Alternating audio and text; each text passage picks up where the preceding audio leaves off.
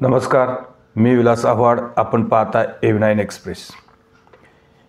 मित्रांनो, महाराष्ट्राची निवडणूक झाली, निकाल लागला. महायुतीला प्रचंड असं ऐतिहासिक बहुमत महाराष्ट्रामध्ये प्राप्त झालं.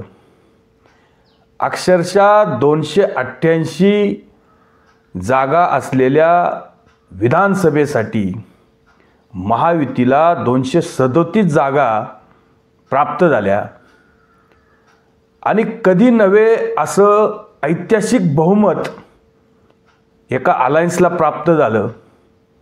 खरं तर 6 महिन्यापूर्वी लोकसभेला दारुण असा पराभव महायुतीचा झाला होता आणि महाविकास आघाडीला इथं प्रचंड बहुमत मिळालं होतं. आता 6 महिन्यात अनेक नद्यांना पाणी वाहिलं आणि महाविकास आघाडीचे नेते ज्या पद्धतीनं ॲरोगन्समध्ये होते, अहंकारामध्ये होते की आता विधानसभेला आपल्याला फार काही प्रचार करायची गरज येणार नाही, आपण आता कुठेही खूप काही प्रचार करायची गरज येणार नाही, न लोकांमध्ये जाण्याची काही गरज आहे. ज्या पद्धतीने लोकसभेला त्यांनी काही खोटे नॅरेटिव्ह पसरवण्याचा प्रयत्न केला, अफवा पसरवण्याचा प्रयत्न केला, मग लोकशाही धोक्यात, संविधान धोक्यात, लोकांचं आरक्षण जाणारे, SC ST OBC आणि मुसलमानांचे राईट्स जाणारे, अशा पद्धतीने खोटं नाटं पसरून आणि लोकांच्या मनामध्ये जातीवादाचं एक विष पसरवलं. वेगवेगळ्या जातींना वेगवेगळ्या प्रकारे सरकारवर रोष निर्माण करण्याचं काम केलं आणि निव्वळ खोटा प्रचार आणि खोटे व्हिडिओ सोशल मीडियामध्ये रोज पोस्ट करायचे. ज्या गोष्टी महायुतीच्या नेत्यांनी बोलल्या नाही, अशाही गोष्टी लोकसभेच्या वेळेस महाविकास आघाडीचे जे काही समर्थक असतील, नेते असतील, प्रवक्ते असतील, अक्षरशः सोशल मीडियामध्ये महाविकास आघाडीचे हे सगळे लोक लोकसभेच्या वेळेस खूप ॲक्टिव्ह होते. त्या मानाने विधानसभेला महाराष्ट्रामध्ये हे लोक आपल्याला ॲक्टिव्ह दिसले नाही आणि महाराष्ट्रामध्ये ज्या पद्धतीनं महायुतीचा पराभव झाला लोकसभेच्या वेळेस आणि त्याच्यानंतर महायुतीचे नेते, मग मुख्यमंत्री एकनाथ शिंदे असतील आणि दोन्ही उपमुख्यमंत्री मग देवेंद्र फडणवीस असतील किंवा अजितदादा पवार असतील, अक्षरशः या लोकांनी पायाला भिंगरी लावली आणि पूर्ण महाराष्ट्र पिंजून काढला. महाराष्ट्रामध्ये ज्या ज्या त्यांच्याकडून काही चुका झाल्या असतील, काही दुरुस्त्या असतील, काही तळागाळापर्यंत सरकारचा लाभ पोहोचत नसेल, योजना कशा राबवायच्या, या असंख्य गोष्टी सरकारने किंवा महायुतीच्या नेत्यांनी करून घेतल्या. मग ती लाडकी बहीण योजना असेल किंवा अन्य काही शेतकऱ्यांसाठी काही योजना असेल, विम्याची रक्कम लोकांच्या खात्यात जमा करणं असेल किंवा कांद्याच्या बाबतीत जे शेतकऱ्यांना नाराज होते त्या संबंधी काही निर्णय असतील आणि अशा प्रकारचे असंख्य निर्णय महायुतीच्या नेत्यांनी घेतले आणि महाविकास आघाडीचे नेते हे निव्वळ अहंकारात राहिले. आत्मविश्वास, अति आत्मविश्वास, बस आता आम्हाला कुणी महाराष्ट्रामधून हद्दपार करणार नाही, आम्हाला कुणी हरवणार नाही. आता नरेंद्र मोदी ज्या पद्धतीने 400 पार म्हणत होते, मग त्यांचं जे काही बहुमत आहे हे 272 पेक्षा म्हणजे 240 वर आले. आता मोदींचा करिश्मा देशामधून संपलाय. अशा पद्धतीचं एक यांना आत्मविश्वास. पण एक हरियाणाची विधानसभेची निवडणूक झाली, त्याच्यामध्ये ज्या पद्धतीने भारतीय जनता पार्टीने कमबॅक केलं आणि त्याच्यानंतर महाराष्ट्रामध्ये परिस्थिती हळूहळू सुधारण्यास मदत झाली आणि त्याचा फायदा नक्कीच महायुतीला झालाय. पण आपण याच्यावर जास्त आज चर्चा करण्यापेक्षा महाविकास आघाडीकडून काय चुका झाल्या, यांनी नेमकं कोणाच्या पिचवर खेळायला पाहिजे होतं किंवा नको पाहिजे होतं. खरं तर महाविकास आघाडीचं यश लोकसभेला अतिशय उत्तुंग होतं. त्यांना फक्त ते कंटिन्यू करायचं होतं. लोकांमध्ये ज्या गोष्टी, मग युवकांसाठी रोजगार असेल, महाराष्ट्रामध्ये काही गुन्हे घडत असतील, महिलांवर अत्याचार होत असतील किंवा छोट्या छोट्या लहान मुलांवर अत्याचार होत असतील, नाबालिग मुलींवर अत्याचार होत असतील किंवा कथित आता हे जे काही महाविकास आघाडीचे नेते रोज बोंबलत असतात की ईडी CBI, हे पण मुद्दे त्यांना खरं तर बोलता आले असते. पण मग भारतीय जनता पार्टीने काही गोष्टी धर्मांध किंवा कटेंगे तो बटेंगे, एक रहेंगे तो सेफ रहेंगे, ह्या ज्या काही योगींचा नारा किंवा पंतप्रधान मोदींनी नारा दिला, याच्या अवतीभोवती प्रचार जो काही काँग्रेस असेल किंवा राष्ट्रवादी शरदचंद्र पवार असतील किंवा उद्धव ठाकरेंची शिवसेना असेल, ह्या नाऱ्यांच्या भोवती गोल गोल फिरायला सुरुवात केली. यांनी यांचा अजेंडा सोडला, यांनी यांचा प्रचाराचा उद्देश सोडला.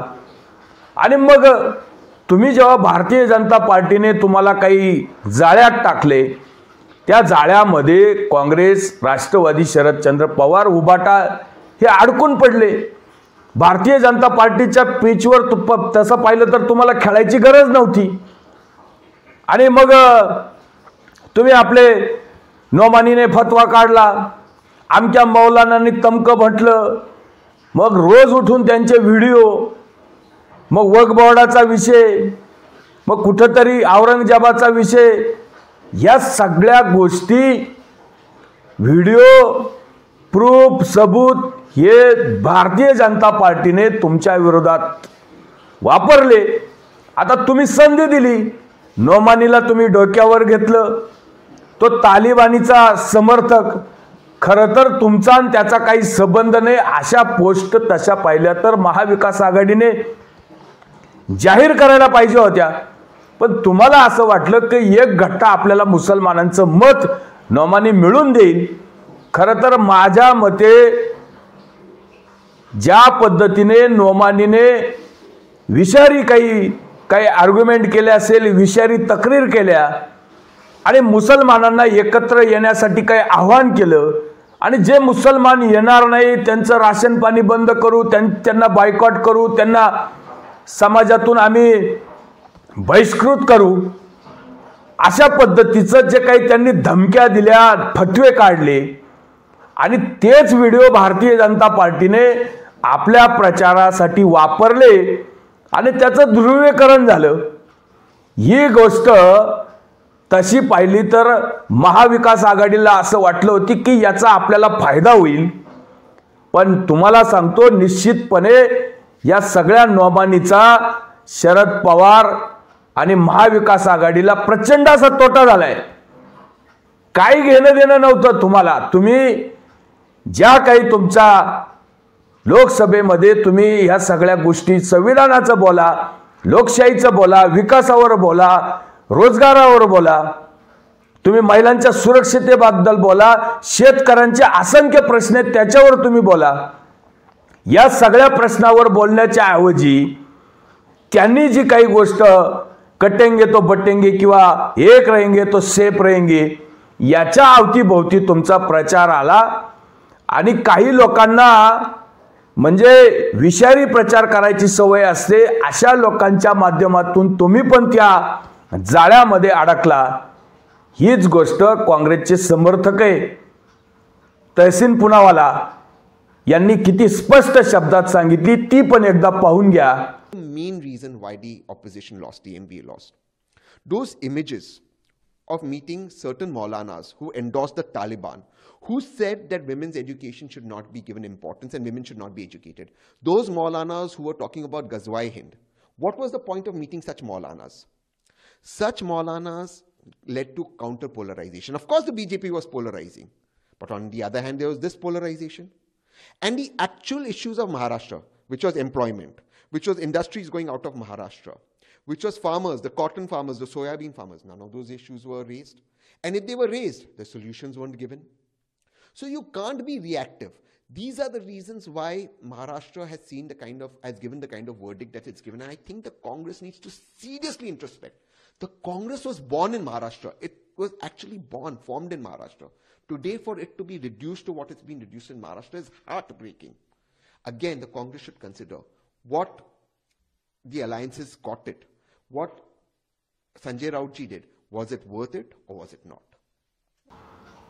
त्याच्यामुळं काँग्रेस आणि काँग्रेसचे नेते आणि नाना पटोले असतील, खरं तर यांनी तर काँग्रेसला किंवा राष्ट्रवादीला उभाटाला यांच्यामध्ये किती समन्वय होता, काय यांच्यामध्ये तडजोडी होत्या, आपण वारंवार संजय राऊत, नाना पटोले यांचे जे काही वक्तव्य आले, मुख्यमंत्री पदावरून वाद, मग याने त्याला टोचायचं, त्याने याला टोचायचं, हा सगळा तमाशा सुद्धा आपण पाहिला. हे लोकांना आवडलं नाही. सकाळी संजय राऊतांनी यायचं, कोणाला तरी शिवीगाळ करायची, वाकडं तिकडं काहीतरी बोलायचं. आजही संजय राऊत इतक्या मोठ्या दारुण पराभव पक्षाचा झालाय, पक्षाची वाताहत झाली, तरी पण यांचे तोंड बंद होत नाही. आणि नाना पटोले तर अक्षरशः स्वतःच्या मतदारसंघामध्ये हरता म्हणजे वाचले 108 मतांनी निवडून आले. आणि यांचा जनाधार हे मुख्यमंत्री व्हायला. आणि यांच्यामुळं, या दोन व्यक्तींमुळं, मग संजय राऊत असतील किंवा नाना पटोले असतील, यांच्यामुळं महाविकास आघाडीचं प्रचंड नुकसान झाले. ते पण आपले वरिष्ठ पत्रकार निखिल वागळे यांनी काय सांगितले बघून घ्या. महायुतीने खरं काय करायला पाहिजे माहिती आहे? फडणवीस, शिंदे, अजित पवारनी नाना पटोले आणि संजय राऊत यांची जाहीर सत्कार करायला पाहिजे. खरंच सांगतो याचं कारण या दोघांनी त्यांचं यश सोपं केलं. त्यावेळेला सगळेजण बोलत होते संजय राऊतनी बडबड कमी करावी. आता ते हरल्यानंतर पण बडबडत आहे. एकच शब्द वापरायचा तर त्याला दळभद्रीपणा म्हणतात, आणि चांगल्या शब्दात सांगायचं तर याला अति आत्मविश्वास म्हणतात.